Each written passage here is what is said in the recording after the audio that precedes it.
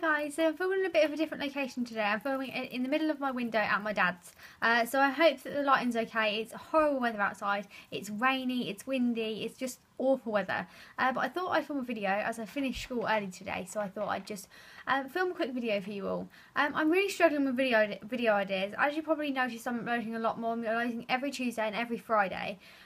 So if you can, could you leave me some video requests down below, because I'd really appreciate that, because I'm really trying to upload, but if I can't think of anything to upload, then it's kind of difficult. But today I'm going to be doing products that don't deserve the hype that they get. I did one of these videos a while ago and a lot of people really liked it, so I thought I'd do one again with some more recent products that I found that I don't think are worth the hype. So these are mostly products that have been very hyped up in the beauty community by marketing or any kind of thing like that, and I just don't think are that great or as great as people say they are. So I'm going to get straight on into it. The first one I've got here is the Maybelline the Mega Plush Volume Express Mascara.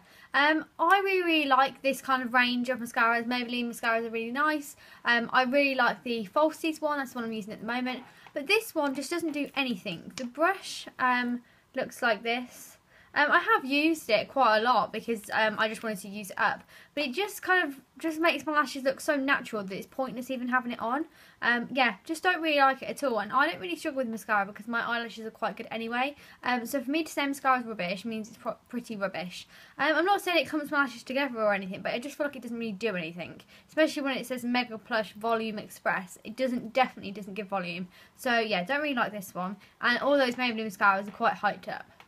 Now another one that I'm not saying that I don't like, but it's just one that has too much hype for the product in my opinion, and it might just be the colour that I've got, is the Tarte Amazonian Clay Blush in Tipsy. Now, one of my friends brought me this back from America, and I absolutely love it. It's, you know, a great blush, and I like the colour. But I don't understand the massive hype around it. To me, it's just a blush. It's the same as all my other blushes that I have. I don't find it any better than any others that I have. The pigmentation I don't think is particularly amazing. I like the packaging, I like everything about it, but to me, it's not as great as everyone says at all. You know, everyone says it's really long lasting. I don't really find that, really. So yeah, just meh. A quite recent release really is the Maybelline Brow Drama, and this is in the colour dark brown. It's basically a sculpting brown mascara, and the wand is kind of a funny shape really. It's quite, you know, weird. I quite like this, the fact that it kind of just goes through my brows and whatever, and I like the fact that it fills them in, but when I finish using this and throughout the day, my brows feel so crispy and so just horrible to touch. I really don't like how they feel with this on. I've used it a couple of times, but just every time I put it on, it kind of, my brows just feel so horrible. And I don't know, I just want to like pick it off. It's really strange. And there's been a lot of hype around this eye seam, like what I found anyway, like in the beauty community. So yeah, for me, not that fantastic. One that I think a lot of people will agree with me with is baby lips. These were probably the most hyped up thing the whole of last year, even like years before when people were waiting for them to come to the UK. I have 5 of them here because I just really wanted to try them all. They're not that great, really. They're just some lip balms. They're not as great as everyone said. Here I've got the mint one, the intensive care one. I think it's called Pink Punch. I've got the kind of cherry one, Cherry Me, and I've got just the normal kind of balm, which is called Hydrate.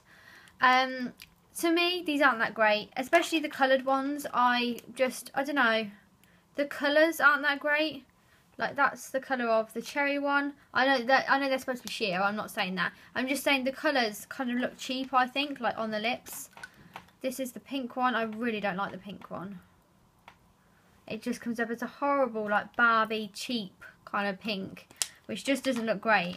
I don't mind just the lip balm ones. I haven't used them in a long time, but I don't mind just these ones. These are fine for chucking in your bag because they're just a lip balm. But to be hyped up for just being a lip balm when they're not even that great is just ridiculous. But yeah, definitely don't think they were worth the hype at all.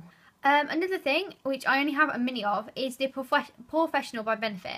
I have 2 minis of this.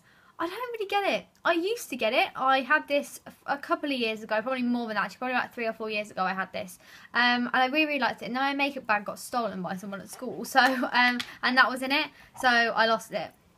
But I've had it again in the past few months, and I don't know, just don't really get it. It kind of, I get if you had big pores, then it would look, you know, it would help to minimise the pores. I don't really have a problem with that. But I find that it doesn't really prolong the wear of my foundation any more than it does without the primer on at all. I find that it really mattifies my skin to the point where my foundation looks just horrible on my skin, as in the fact that my face then looks like it's got no life to it once my foundation's gone on top of it, even if I'm using like a luminous foundation. I suppose that'd be good if you had like oily skin, but for it to kind of like completely like mattify my whole face and not make my foundation look any good, I don't think that's great. But yeah, it's an okay product. It's not awful, but not for the hype that it gets at all. Now, just the foundations, really. I've got the Bareminerals Original here. Now, I bought this probably about 2 weeks ago. I was going to have a microdermabrasion done to my skin, but the woman had to cancel because she was on holiday. So, yeah, I was going to go and have it done to my skin. It all got a bit of a mix-up, and basically when you have microdermabrasion done, you have to wear mineral makeup for 24 hours afterwards if you want to wear makeup. And obviously I'd be going to school, so I'd have to wear some makeup. There's no way of going without makeup on. So obviously Bareminerals is mineral makeup, and everyone raves about this, so I thought, you know, I'll give it a go. Anyway, I ordered it, and it came about a couple of weeks ago, and I just really don't like it. I don't get it. I've worn it twice, which obviously isn't that much of a time to kind of form an opinion on something. But I don't know, just the way it looks on my skin, I just really didn't like. I liked when I first put it on, it looked great, but the lasting power of it was awful. After like an hour, 2 hours, it just looked dreadful. And I felt like I'd put like Rimmel Stay Matte powder to kind of make it mattify itself, but it would just kind of make it look even more cakey. I just found it looked cakey. And I found the fact that because it's a powder, like I couldn't put concealer over the top like loads, because obviously the concealer is a liquid. It just kind of creates this whole kind of problem. So yeah, don't really get this. I will keep trying it, and today I used it over the top of my foundation when I was a bit oily in places, and that looked okay, but yeah, don't get it really. The other foundation that I think is way overhyped is the Rimmel Wake Me Up foundation. This was released, I think maybe last year or the year before. It's basically an anti-fatigue kind of foundation. I don't like it really. I think it's okay. It's an okay foundation, but there's definitely a lot better foundations. I think the Rimmel Stay Matte Liquid Mousse foundation and the Rimmel Match Perfection is a lot better than this one, and this one's rated about a hell of a lot more than both of those are. I think that this foundation is okay. I really don't think, like, people say it's got glitter in it, which you can see in the bottle. It's really not that obvious, but on the skin you can't really notice that. But to me, it's just bits and bobs. Like, it doesn't really last that long on the skin, which is one of the main things I think with foundation. If it doesn't last, what's the point in wearing it? And I don't know, just don't think it's that great, and it smells really weird. Just smells like Rimmel foundations, like cheap. I don't know. But yeah, just... And then the last makeup product that I've got here is the YSL Youth Liberator Serum Foundation. Looks just like this. I brought this when it first came out because Fleur from Fleur de Force raved about it like crazy when it first came out. Like, oh my god, it's amazing, it's amazing. And I had a bit of money in my bank. It was after my birthday. I thought, oh, I'll give it a try. And I've got it, and I don't really like it that much. I think, again, it's okay, but I find the lasting power on it isn't that great at all. I find even, like, putting the foundation on, it sounds really strange, but when I put it on my skin, I find that it just looks weird. I don't know, it looks better after a couple of hours, but just when I put it on, I find like it looks really strange. I don't know if I'm applying it wrong, but I'm applying it with a brush like I do all my other foundations, and it's just looking a bit weird. And also, obviously, I said the lasting power just isn't great at all. Lovely packaging, but very expensive foundation, and for it's not that amazing. Now, I'm just going to talk about two other products, but I actually haven't got them here.